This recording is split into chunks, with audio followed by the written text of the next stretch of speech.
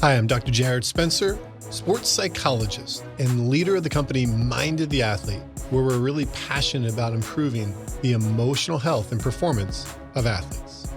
Thanks for joining me for the CD on cell phones, best practices for optimal health. This may sound a little dramatic, but I believe the cell phone is our generation's form of cigarettes. Think about it. Years ago, when cigarettes first came onto the market, many people smoked them. Doctors even prescribed them. Doctors would even sometimes smoke cigarettes during visits with patients. Our entire culture and community became accustomed to so many people smoking. For example, ashtrays were not only in the front seat of every car, but in the back seat of so many cars as well. People would smoke on airplanes. People would smoke in restaurants. And it was not thought to be a problem at all when you saw an actor or actress smoking on a TV show or in a movie. Fast forward years later, and we realize the harmfulness that cigarettes have had on our physiology, on health. When you look at the cell phone today, it's not a whole lot different. Sure, there's amazing positive aspects of a cell phone. And I'll be the first to tell you, I love my cell phone and I utilize it in so many positive ways. However, look what cell phones have actually done in our culture and our community. Now, if you're in the front seat of a car, they don't have cigarette lighters. They actually have a place to plug in your cell phone. And even the back seat of your car. If you're waiting in an airport, they're going to have cell phone chargers everywhere you can sit, even on the airplane. Our community has become so accustomed to people utilizing their cell phone that in restaurants, even though we don't have smoking sections anymore, if you look around a restaurant, you'll see so many people actually looking at their cell phones instead of talking to each other during a meal. The cell phone has become addictive, psychologically addictive, and to certain degrees, physiologically addictive as well. In fact, I actually wrote a blog called 10 Signs You Might Be Addicted to Your Phone. Let's go through these together. Number 1, do you sleep with your phone within arm's reach of you at night? 2, do you look at social media before you fall asleep? 3, do you look at your phone before your feet hit the floor each morning? Next one, do you look at your phone during the middle of the night? Next, the thought of not having your phone with you, does that ever elicit great stress? Next, interact with your phone while eating a meal with another person? Number 7, have you ever experienced brief panic when you realize you may have misplaced your phone? Number 8, do you unlock your phone more than 100 times a day? Number 9, do you use your phone while driving? And number 10, do you pull out your phone if your mind is idle for more than 5 seconds? You're probably not alone with all of those, especially the last one. Many times, as soon as our mind is idle for just a few seconds, it's become a reflexive instinct to reach for our phone and instantly pull it out. This level of addictiveness to our cell phone has actually created a new terminology called nomophobia. Have you heard of nomophobia before? Nomophobia was coined by the UK Post Office from a research study commissioned to look at anxieties suffered by mobile phone users when they, quote, lose their mobile phone, run out of battery or credit, or have no network coverage. According to the study, 83% of millennials, those aged 18 to 25, sleep with their cell phone. 62% of all smartphone users immediately grab their phones after waking up. 79% of all 18 to 24-year-old smartphone users look at their phone within the first 15 minutes of waking up, and 77% use a mobile device in bed. Remarkable data showing how addicted we've become to our cell phone. Headlines from Psychology Today said, reason cell phone usage reduces happiness. U.S. News said in a headline article, are cell phones making college students unhealthy, unwise, and unwealthy? The Atlantic magazine's article, have smartphones destroyed a generation, is powerful, gripping, and disturbing. Time magazine had a headline that said, we need to talk about kids and smartphones. And CNN ran a story called The iGeneration, Smartphones, the New Teen Mental Health Crisis ? The question for you is, why are cell phones so problematic, and what can we possibly do to change that for you? Let me first engage why cell phones are problematic. We have a public health epidemic across America regarding mental health. The rates of mental health are alarming. They're on the rise. For example, for our college students, in the last year, according to the 2017 National College Health Assessment, The percentage of U.S. college students who had difficulty functioning the past year due to depression was 42.2%. What percentage do you think it was for those students who had overwhelming anxiety? If you guessed around 62%, you're correct. And what percentage of U.S. college students felt overwhelmed by all they had to do? Correct answer, 88.4%. And what percentage felt exhausted, not from a physical activity, but emotionally just drained and fatigued? That answer is 84.8%. And those numbers are significantly on the rise. The mental health crisis in America, I believe, is significantly impacted by our lack of sleep. The CDC has declared sleep disorders a public health epidemic. We know that the average college athlete gets 6.5 hours of sleep, even though we know they need so much more like 8.5 to 9.2 hours of sleep. Time magazine ran a cover story in 2016 that said anxiety, depression in the American adolescent. In it, the article talks about how the kids are not all right. American teens are anxious, depressed, and overwhelmed. Experts are struggling how to help them. What's driving all of this? The mental health epidemic is driven by the sleep epidemic in America. And the sleep epidemic in America is driven by, in my opinion, the cell phone use. What we know is that too often, too many people are utilizing their cell phone right before they fall asleep. And it's causing significant problems in decreasing sleep. If we want to solve the mental health crisis in America, we've got to improve your sleep. And if we want to improve your sleep, we've got to look at your relationship with the cell phone, and especially in that hour before you go to bed. But it's not just in that hour. The use of cell phones at other times during the day is undermining your performance as well. One study out of EAB said that 97% of college students are distracted by phones during class. Another study on the relationship between cell phone use and academic performance in a sample of U.S. college students by Lepp, Barkley, and Kopinski said that increased cell phone use was associated with decreased academic performance. We know that your performance academically and athletically is being hindered by your use of your cell phone, which is causing sleep deprivation and more mental health concerns, to the point where Chief Medical Officer Dr. Brian Hainline of the NCAA declared that mental health is now the #1 health and safety concern in the NCAA. The problem is, for many students, is that our educational system is ill-prepared to handle the mental health crisis that's coming. For example, in the Monitor magazine, the gold standard magazine for psychologists in America, it ran a story called Stress on Campus. And in it, it shared that 30% was the rise in students seeking appointments at counseling centers between 2009, 2010, and 2014 and 15. So in that 5-year span of time, the rise of counseling center appointments went up 30%, but enrollment only grew by 5% during that same amount of time. Why are more people seeking to use college counseling centers? Well, I think it's a good thing that more people are going there. The problem is that according to the same study, there is one college counselor for every 1,737 students on a campus. Ouch. Meaning the infrastructure is kind of ill-prepared to handle the crisis that's coming. I know this sounds a little dramatic again, but I believe that there is a tsunami coming, metaphorically, on college campuses regarding the mental health crisis. And we've got to do more to understand why that's occurring and what are some honest, practical steps that we can take to improve the emotional health of our students. One key thing we can do is rethink your relationship with your cell phone. That if we can change the way you interact with your cell phone, we can make some adjustments that would give you more sleep, less anxiety, and better performance.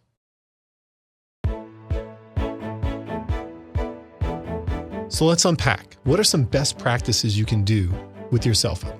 It all starts in the hour before you go to bed each night. Allow me to explain. Every night, you'll have a big yawn come over you. And that's the brain's release of the chemical melatonin that you need to actually fall asleep. The problem with the cell phone is that the cell phone emits a blue light. And that blue light has been shown in repeated studies that it suppresses the chemical melatonin that you need to fall asleep. So every night, if you're on your cell phone after that big yawn, you're essentially taking anti-melatonin when your brain's trying to give you melatonin. How's that working out for you? Not so good. Because what ends up happening is that you're really tired, but you lie in bed and you can't fall asleep. Has that ever happened to you? And then you catch your second wind and you're up even longer. And now you've got this chronic sleep deprivation. What I want you to do is this.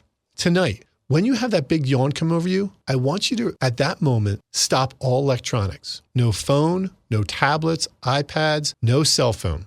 And by doing so, you're going to be less likely to have that anti-melatonin going on. What do I suggest you do instead? Take a shower, turn the lights down, have a light snack, pull out a book that you would read for pleasure. All those things are going to help you to really shift your brain from sympathetic, the sympathetic nervous system, go, go, go, go, go, to parasympathetic nervous system, which is relax, relax, relax. And you're more likely to fall asleep and catch that first hour and a half sleep cycle, which can make a huge difference in your rest and recovery and your performance down the road. One other reason why it's important to put that cell phone away an hour before you go to bed is this. Many times people are lying in bed, and what are you really looking at? Social media, likely. Repeated studies have shown an increased correlation between social media usage and depression. Essentially, the more time you're on social media, the more likely you're going to have an increased depression. So if you stop and think about it, the cell phone use right before you go to bed, you're pretty much getting anti-melatonin, which isn't good, and a good dose of depression, which isn't good.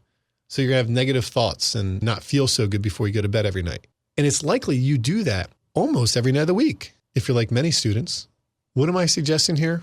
I need you to not utilize your cell phone, especially within the space of your bed. Many students will have their cell phone plugged in and they'll use it as a clock. And then it's tempting to look at their cell phone while they lie in bed, or maybe even look at their cell phone in the middle of the night, or maybe check their cell phone before they even have their feet hit the floor in the morning. Instead, I want you to find another spot to charge your phone that's across the room from where your bed is.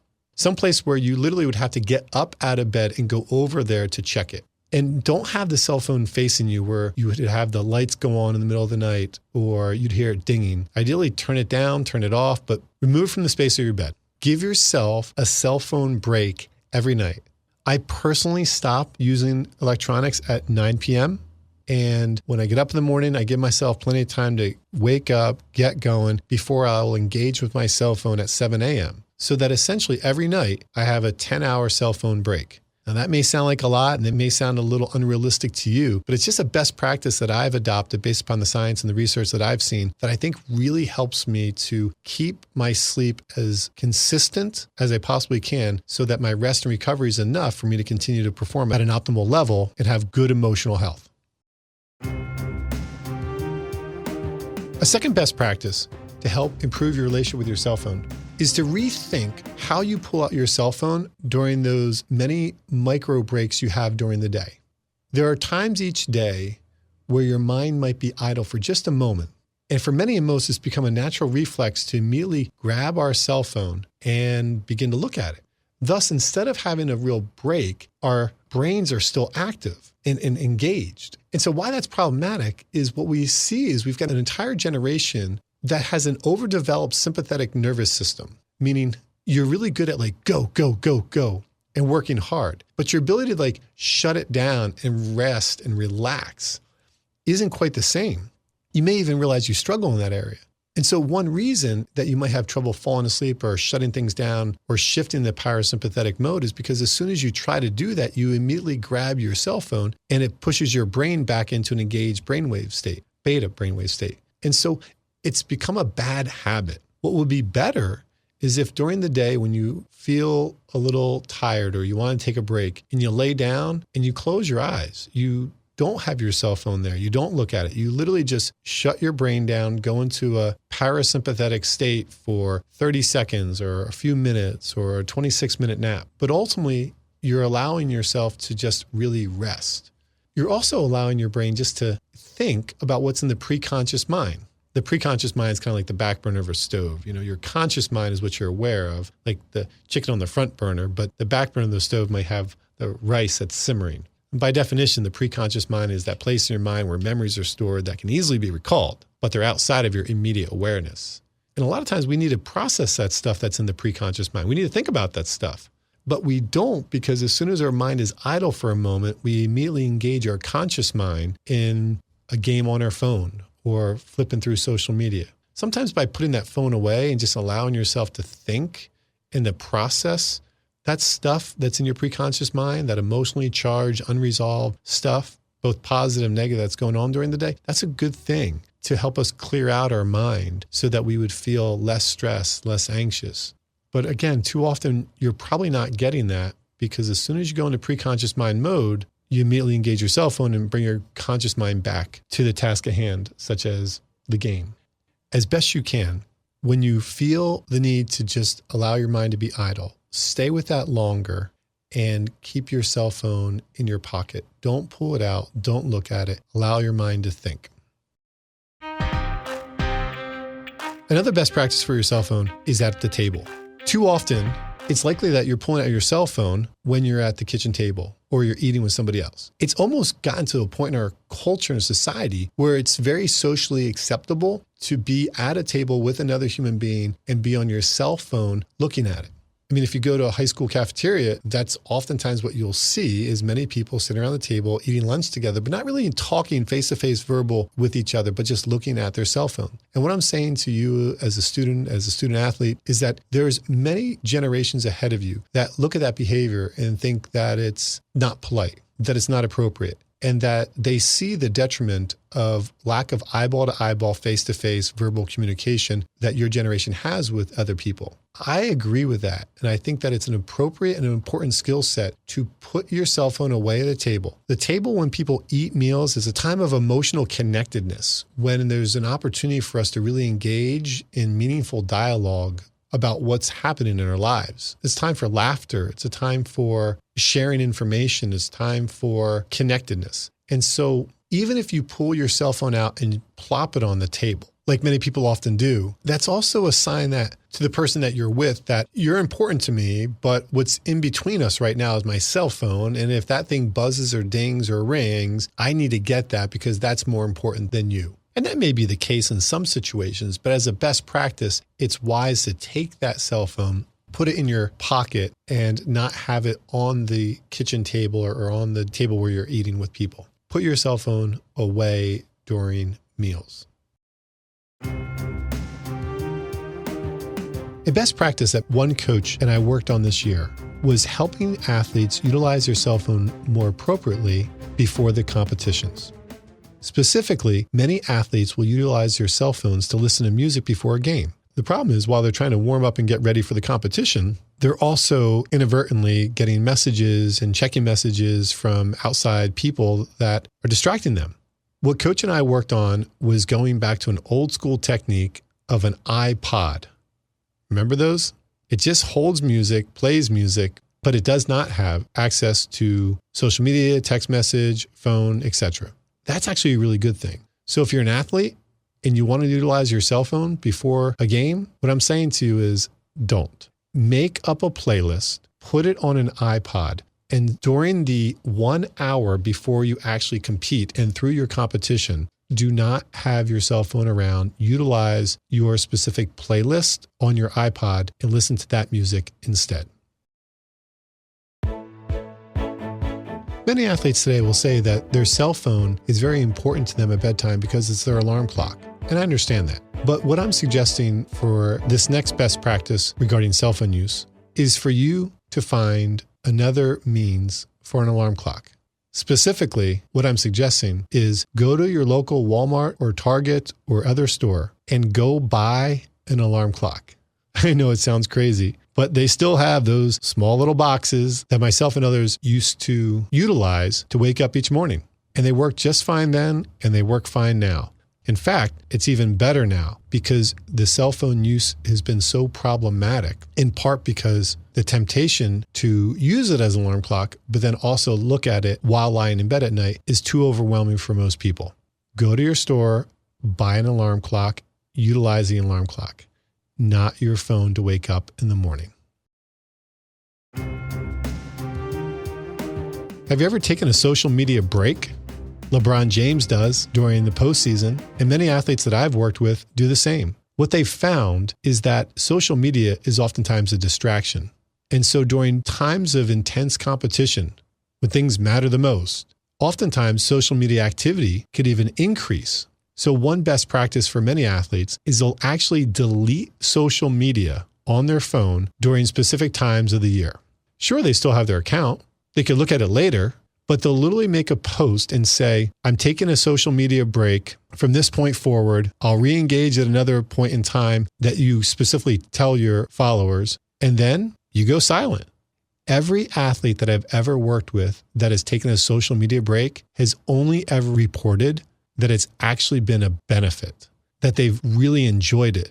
In fact, many of them even expressed regret at having to go back to social media and engage with their followers because it utilized too much time, created too much stress, engaged them in unwanted drama. And they actually felt a bit of relief at not having to keep up with their post and continue to share thoughts and images and messages that made their lives seem a little bit more perfect than they really were in actuality. Take a social media break. You, like many of us, experience incredible benefits from a cell phone. I'm a huge fan of them and what they've done to bring so much positivity into my life and the lives of so many people. And I'm grateful for that. But it's true that, like many things, there's two sides of a coin. And there's a lot of negative that's come with cell phones. And we have to rethink our relationships with cell phones, and particularly how that is hindering us with academic and athletic performance and overall emotional health.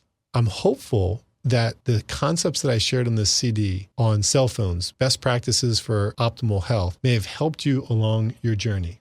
Really rethink your relationship with your cell phone. Remember the 10 signs that you might be addicted to your phone that I talked about in a blog that I wrote, with the term nomophobia and how that may or may not relate to you. Understand that data and research and pop culture articles and news feeds are all putting out topics again and again and again about how the smartphone may actually be hindering an entire generation. Remember what I said about the mental health crisis in America? How it's really being driven by a sleep epidemic, and that the sleep epidemic could largely be altered if we just rethought our relationship with the cell phone, especially in that hour before we go to bed and as well as through the night. If you can make some small adjustments, what you might find is you get more sleep. Not the 6.5 that an average college athlete gets, but you might get the 8.5 to 9.2 that's recommended. You might feel less overwhelmed, less exhausted, less anxiety and depression. You might notice that your grades are better, and you might notice that your performance is better on the field, in the classroom, and beyond.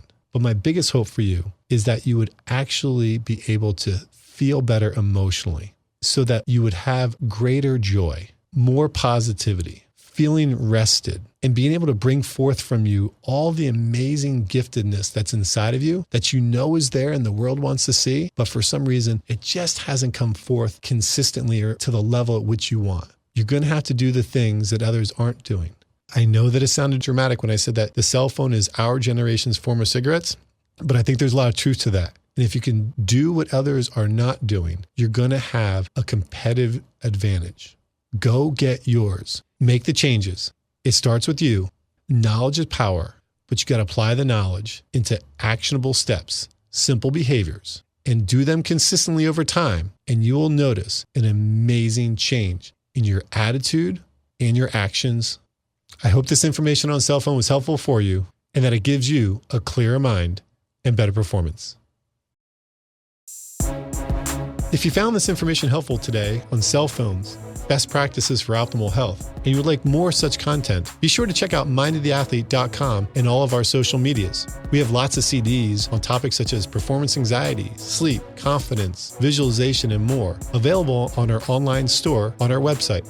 In addition, be sure to check out the Mind of the Athlete book, Clear Mind, Better Performance, available on our website and Amazon. I wish you only the best and good emotional health along your journey. Take care. Copyright 2018, Mind of the Athlete, all rights reserved.